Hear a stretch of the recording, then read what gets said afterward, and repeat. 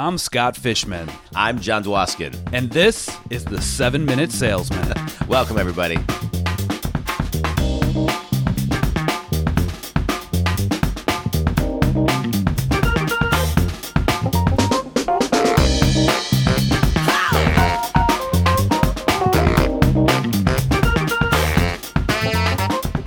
Hey, John, how are you, man? Fish, what's going on? Well, how are you today? I'm doing great today. Doing great. Nice. Me too. My son left for camp, a Western trip for 30 days, and my daughter is at overnight camp. So it is Joanna and I for 30 days, no kids. Nice. Yeah, it'll be nice. It'll be fun. I mean, I love my kids. You know I love my kids, but it'll be nice to just have some time to catch up on business and be with Joanna. Right. And then when they come back, you're going to have them for all of August, it sounds like then. So that's amazing. All of August for Jacob. Ari doesn't get back till kind of a week and a half into August. So that'll be amazing then. Yeah, it'll be good. It'll be great. Very cool. Sounds okay. Good. So what? No, I was just going to say, what are we going to talk about this week, John? Well, I think we should talk about, Q3 is here. Today, July 1st is Q3. We got July, August, September. These are critical times of a business because Q4, we're talking about Thanksgiving and Christmas, which hold things up. And it is time to really buckle down and do some serious things, serious business development, serious cleaning house in so many ways, and really just hyper-focusing on what we're going to do Q3. John, I couldn't have said it better myself. One thing I was thinking about is that of all the quarters, Q3 is definitely in the top 4 for being important for business. Yeah. So we really should buckle down and kind of take a look and take some inventories where we're sitting right now. Yeah, I agree. So let's talk about some of the stuff we should do. What are your thoughts on some of the things we got to do first and foremost at Q3? I think the very first thing that I would be doing is taking a look at where I'm sitting after the first 2 quarters. What have I done? What do I need to do to be ahead of the curve when Q4 starts? Because like you said, Q4 can be a total cluster if we aren't planning correctly, we aren't planning ahead properly, and if we don't do what we need to do in this quarter coming up. Yeah. I think also this is, at least for us here in the Midwest, the summer months are pretty great and can be a little bit distracting. We've talked a bit about this on other shows, but you really got to focus. And I would really suggest putting in some extra hours over the summer, coming in early, maybe staying late, adding an extra hour or 2 on the weekend work that you do to really get ahead because so many people are on the sidelines. Right. So basically what you're saying is we get a few good months out of the year weather-wise to enjoy ourselves, and we shouldn't enjoy any of it. Is that what you're getting at, John? I'm not saying that, but I'm saying if you're behind and you need to course correct, now is the time. Otherwise, Q4 is going to be even harder, and then you start next year, 2020, just behind. I agree. And I was kind of kidding with that, but I really do think that, work-life balance is something that people talk about a lot. And I don't think it's necessarily that we need to just have, quote unquote work-life balance, but we can time block ourselves a little bit better. If we set aside the time for fun as well as for work, then we actually can win and we can have the best of both worlds. We don't need to, just say, I'm not doing anything this weekend and then just lounge and not get anything done. Yeah. And, that's the kiss of death. Plan out your time, plan out your free time as well. Yeah. Let's talk about, which I think this is important too, and this is for leaders who are listening right now. I think it's really important. One of the things I talk about in a time management workshop that I do, and when I'm just talking and coaching companies, is trying to eliminate water cooler talk because it is so destructive. It is such a waste, and it can become so toxic and just create such an undercurrent, a negative undercurrent within a business. And so I'm going to suggest that everybody just kind of not water cooler talk, because if you don't do that, then you won't have to work as many weekends or come in early or come in late. Really pay attention to the time you have and I'm not saying water cooler talk is a negative thing, but just wasting time around the water cooler. I agree. And I think you're touching on something, and we're kind of dancing around the topic a little bit of toxicity. You mentioned it earlier, but the water cooler talk definitely can be very detrimental at times. And that's the thing is, something that's funny is you look at like the top producer and in a team or a division or a company, very rarely are they saying, "Oh, these leads suck. Oh, I can't believe the comp plan changed. Oh man, they're making us work this weekend, or they're asking me to go above and beyond." Top folks aren't doing that, and I No. think there's a reason, because they're actually finding success. Yeah. They're succeeding within the parameters given to them. They don't need to complain about it. It's only when we allow ourselves to use all those things as an excuse, all these external forces, that it really becomes an issue, and we can bring others down. Yeah. It's contagious. It's like it spreads like a virus, these things. Yeah. It is. I agree with you, Fish. And I think it requires a really strong mentor to get people to rise above it. Right. Yeah. I know. I mean, you are, you are a manager, you oversee people. And I mean, you know how important it is to stop the madness while it's happening and to inspire people to be the best that they can be and stay away from the negative energy of that, and really just not really allow it as somebody. To me, we've known each other for 30 plus years. You've always been a great mentor of people. I mean, even when I think back of when we worked at day camp together, Oh yeah.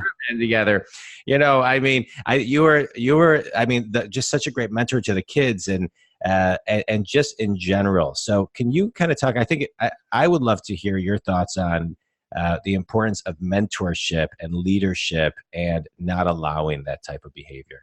Right. Well, I mean, it's there. Having a mentor, having someone who actually has been through what you're going through before and can see it from the outside is hugely important. Because one thing as salespeople that we do is a lot of times we get rat-holed on a topic, and we don't realize that we're not focused on the war. We're not even focused on the battle. We're focused on like the minutia of the minutia within a very small battle within a very major war. Yeah. And we lose sight of what our goal is. And our goal becomes just to solve this one tiny little problem that in the end, more than likely, is either going to solve itself just through sheer momentum, inertia, just time, or it's something that we have no control over and someone else has to do it anyway. But we get rat-holed on it and we sit there and we focus on these tiny little things. And before you know it, we might have spent an entire day doing that. And when you think about where we're sitting, and I don't mean to kind of raise the alarms, guys, but we're talking about having just one quarter to do business. One quarter doesn't have that many business days in it. And off the top of my head, I'm not going to even try to guess it. John, you might know how many business days are in the quarter. But if we lose one business day, we're really kicking ourselves in the nuts. We should not waste time with minutia. We have to be responsible for our own worlds. And from the mentor aspect, sometimes we just have to remind people to take a step back and show them that it's really not that bad. Yeah. It's like the kid that skins their knee. If we come up and we're like, oh my God, you got hurt. What's wrong? And they're going to freak out. If we say it's no big deal, it's no big deal. Yeah. And as mentors, we need to actually show that. Yeah, no, that's so well said, Fish. I just finished reading a book called Zero Limits by a guy by the name of Joe Vitale, and he's excuse me, he's one of the main people in The Secret. And what the book talks about is this old Hawaiian ancient philosophy called Ho'oponopono. And the philosophy is that you are responsible for everything. Everything is your fault. It is about extreme ownership. And they talk about that if two people are in a situation and one person is upset, it's not the other person that's doing something to upset you. It's what's triggered in you that is that needs to be what they call in the book cleaned. And so they have this kind of mantra that they give you, which goes, I love you. I'm sorry. Please forgive me. Thank you. That's the mantra. And they say you say it over and over and over and over again until what the book calls clean it out of you. And it rises out of you and it heals you. So you take ownership if you don't like something. It's not you can't finger point on anything. It's a really cool concept and a great book. I found it a hard book to read, but a really great book to listen to. And so it's I highly recommend it. But the essence of it is what you're saying: being responsible and taking ownership of extreme ownership, which is another great book we've talked about in the past here, of you, your business, your actions, and what you do moving forward, while also surrendering based on your point and being open to the feedback when you do lose sight and being coachable to mentors. Yeah. And it's funny because we've been doing this podcast now for 3+ years, right? And one of the overarching themes we've talked about is the old gooyow. Get out of your own way. And this is so it relates to this so well. Is like we are responsible for everything that's going on in our world. We're responsible for our success. We're responsible for our failures. So if we just get out of our own way, we can find that success. We don't need to succumb to failure. And if everybody in your team or your environment is responsible for keeping themselves on that positive track, having that positive mindset, and not poisoning the well with their own toxicity and letting that be contagious for other people, the world can be a much better place. Absolutely. Amen to that. And I think we should talk about this too. If you have somebody on the team who is poisonous, or as my kids used to say when they were babies, toisonous. If there is somebody on the team who's poisonous and you can't get them in alignment and there is no other seat that makes sense for them in the company where they can stop being poisonous, and if they are continue to be toxic and poisonous, you got to let that person go. Yeah, absolutely. Refer them to your competition. Yeah. But it's the responsibility of the leader, the mentor, et cetera, who's in charge to make the place safe so everybody can rise to their best potential. Right. And honestly, if we're doing our job as leaders and mentors, it should be let that person go. It should be coaching that person up as best possible and giving them every opportunity to get better. Which 100%. At the end of the day, sometimes, like you said, that sometimes you can't. You just gotta get the poison out. Yeah, because your good people will leave if you let the toxic people stay. But I agree with you. Do everything you can to coach that person up. I always was fascinated when people would become toxic or irritable. I would always say, "Where's that person that I interviewed? You know, that person hasn't shown up for a while," and try to get that person to tap back into that person. But I think also it's hard to coach somebody up who isn't coachable once they've gone past a certain point where they have no return. So, but I think that's important. But I think just going back to your thing, when you lose sight, for any salesperson or business person who's listening, when you lose sight, it's also your responsibility to be proactive and reach out to your mentor, reach out to your leader to help you get back into alignment in your business. Right. It's easy to see it from the outside. It's from the inside. And sometimes that hangnail can become the most important thing in the world. Yeah. And it'll drive you nuts. So yes, reach out to leadership, reach out to your mentorship. And mentors and leaders should be keeping an eye on that stuff as well. I think this topic was really good, John, because we're starting the new quarter. It is a great way to start clean, and tell the last quarter, I love you, I forgive you, you're pretty, I forgot the rest. But we could start with Pono on the last quarter. So we can start the new quarter fresh and with a great positive perspective and just crush it out there. Yeah. Amen. Couldn't have said better myself. Good episode, Fish. Thanks everybody for listening. Thanks everybody. Have a great day.